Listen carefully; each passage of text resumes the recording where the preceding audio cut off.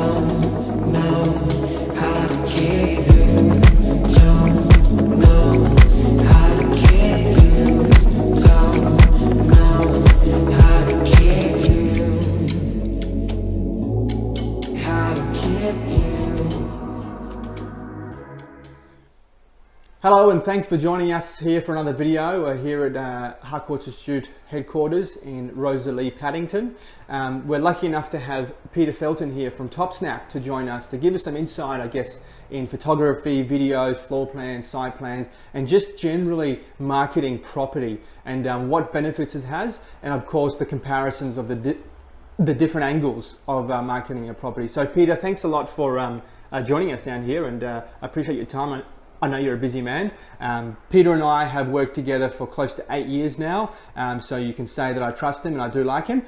So look, Peter's going to, I guess, give me some insight, and as well as yourselves, about the importance of marketing and photography and videography. So Peter, tell us a bit about TopSnap and what's it about, how long have you been doing this for, and some story there if you can.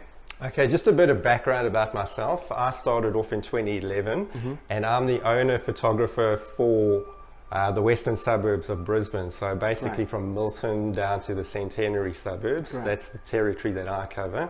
I've just seen the business grow a lot over those years.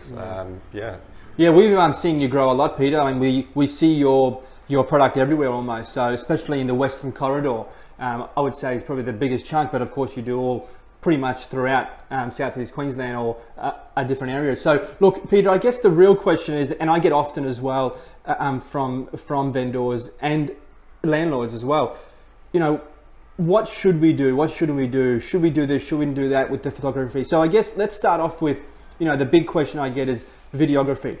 So now, should we, shouldn't we, what does work, what doesn't work, is there certain properties that suit videography, what do we get out of it, and is it a good return on the investment, I guess?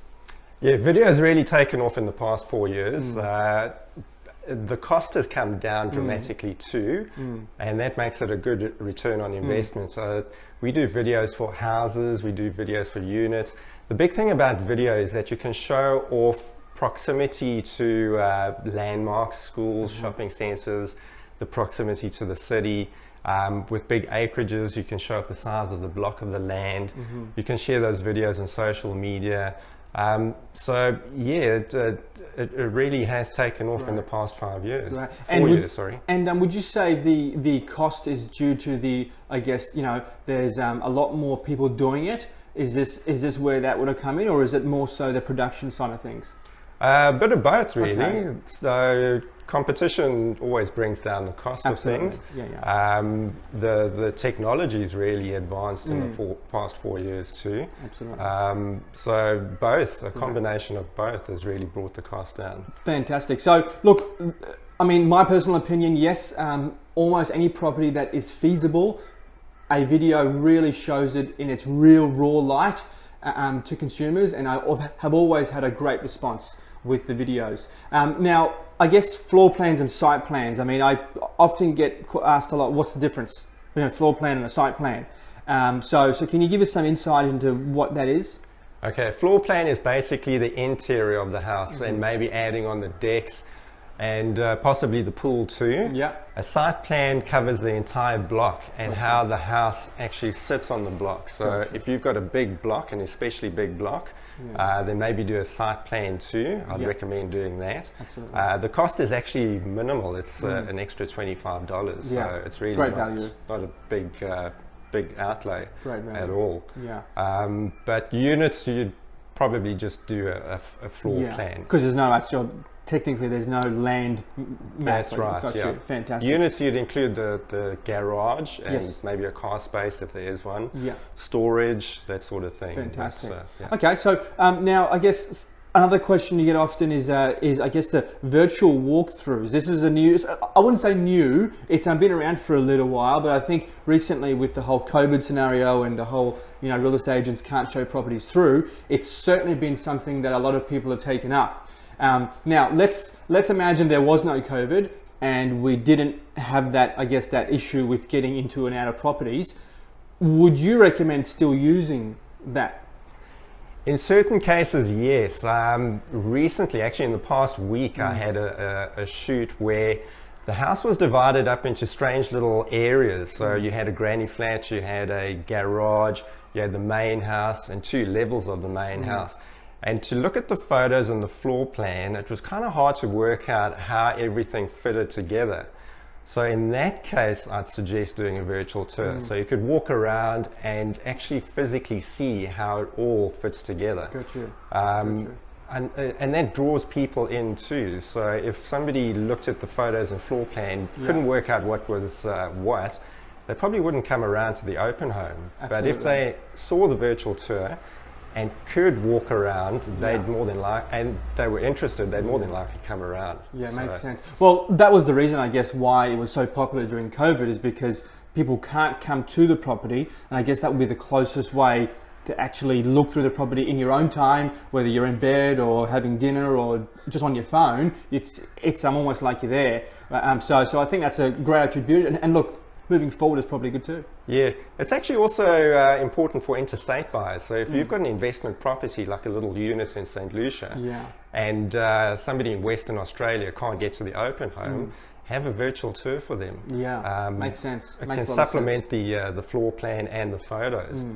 And just out of curiosity, I mean, I know the prices change, but just so people understand that it's not, it's not giving up, I guess, an organ or anything. It's not too expensive, because people always ask, that sounds ridiculously expensive, can I afford it? So can you give us a gauge of what that costs? Yeah, I just charge a straight up $140. Yeah. And that's no matter what size the house or unit is. Got you. Great value, guys. In honesty, $140 on the grand scheme of things, I personally think it's great value.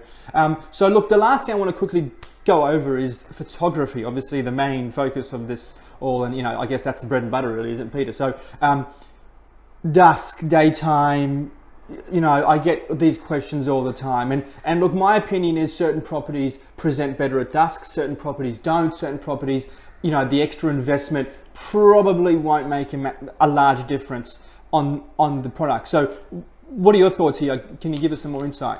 Okay, this is quite a common mistake that people make. And what I found is that the best properties for dusk shoots are the ones that have light exterior walls and a lot of exterior lighting. If you don't have those two, then your house probably wouldn't work at dusk. Gotcha. Sometimes I get to a house and it's got black exterior walls, no lighting, and it looks like a poster for a horror movie. It really looks quite creepy. Yeah, no, we don't want that. We're trying to sell the house. That's what we're trying to do. So look for exterior light colored walls, lots of lighting on the outside, and if it's got garden lighting, even better. And even better than just garden lighting is a pool light. Got you. Yeah. So, really just, to make it stand out. Make it light up like a Christmas tree, and those are the best houses to shoot at dusk. Units can also work at dusk. Sometimes the exterior of the building with all the unit lights on, or lots of unit lights on, that looks pretty good. Nice, and views of the city. If you've got views of the city, that would also work at dusk, because the whole city lights up like a Christmas tree. And that looks great. Great. Well, look, I think that's a lot of help, but one last question. Is it best to take too many photos of a property, or is there never too many photos? I mean, I guess my point is, are we showing the consumer every single thing there is about the house, or should we keep an element of surprise? Yeah, I always believe in keeping an element of surprise. You don't want to show too much, because then people won't come around. Yeah. Good point. I mean, going back to the virtual tours, those are in special cases, but with the photos, showing too much can probably do a little damage too.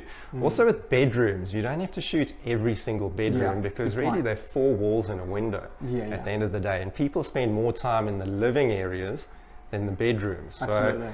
So I usually shoot 1 or 2 bedrooms, and then concentrate on the highlights of the living areas. Gotcha. So, great advice, Peter. Thank you so much for your time. Thanks for coming down. And look, guys, best in Brisbane. Okay, 8 years, I know, trust me. Peter Felton, thank you again. Really appreciate it. Thanks, PJ. Thanks, guys. Don't know how to keep you. Don't know how to get you.